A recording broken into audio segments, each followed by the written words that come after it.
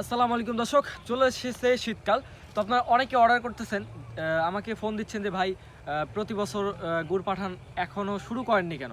দর্শক, আপনাদেরকে খাঁটি গুড় দেওয়ার জন্য দর্শক আমাদের বাসাটা হচ্ছে নাটোর জেলার বড়াইগ্রাম থানায় এটা অবস্থিত, যারা অনেকেই জানেন না। তো আমরা দেশের সকল জেলায় Sundarban courier service, Karatoya courier service, AC পরিবহন বা বাসের মাধ্যমে যে খাঁটি সেটা কিন্তু পৌঁছে দিয়ে থাকে। দর্শক, আপনাদেরকে এখন দেখাবো যে আসলে কিভাবে খেজুর গাছ থেকে রস সংগ্রহ করে গুড় তৈরি করা হয়।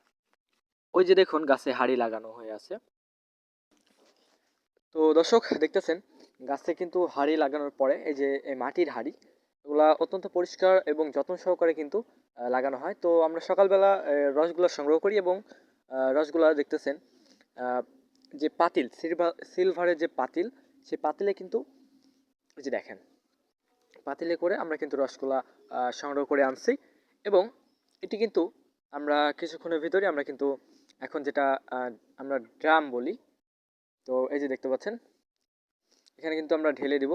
এই যে মাঝখানে দেখতে পাচ্ছেন ছাকনা, তো ছাকনা দিয়ে আমরা সেকে দেখা যাচ্ছে যে মাছ এর ভিতরে মানে রসের ভিতরে মৌমাছি বা দেখা যাচ্ছে যে প্রজাপতি বলেন, এগুলা কিন্তু পড়ে থাকে, ঠিক আছে? তো এগুলা, কারণ রস যেহেতু, সেহেতু মৌমাছি আসবে, বা পিঁপড়া ডাই, কালো কালো ডাই বলেন, কালো পিঁপড়া বলেন, এগুলো কিন্তু আহ, যেটা মাটির হাঁড়ি, রসের হাঁড়ি, সেটা কিন্তু তার ভিতরে কিন্তু থাকে। তো আমরা কিন্তু সেকে পরিষ্কার করে দিচ্ছি ছাকনা দিয়ে। তো এটা ছাকনা দিয়ে ছাকার পরে এই যে দেখতেছেন, আমরা কিন্তু একে একে তিনটা পাতিল কিন্তু আমরা ঢেলে দিব। দর্শক, খাঁটি গুড় আপনারা আসলে কিভাবে তৈরি হয় এটাই কিন্তু দেখতেছেন।